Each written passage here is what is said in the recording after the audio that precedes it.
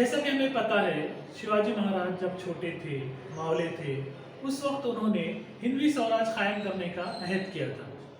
छत्रपति शिवाजी महाराज का हिंदवी स्वराज रियाया की हुकूमत थी। रियाया की फलाह व बहबूद, जुल्म व ज्यादती को रोकना, महाराष्ट्र धर्म का तहफ़्फ़ुज़, ये हिंदवी स्वराज कायम करने का आला तरीन मकसद था। शिवाजी महाराज के मरने के बाद भी मराठा हुकूमत की तोसी हुई। मराठा हुकूमत तकरीबन 150 साल कायम रही। पिछले सबक में हमने मराठा हुकूमत के कामकाज की मालूमात हासिल की थी। इस सबक में हम महाराष्ट्र की समाजी जिंदगी के बारे में मालूमात हासिल करेंगे।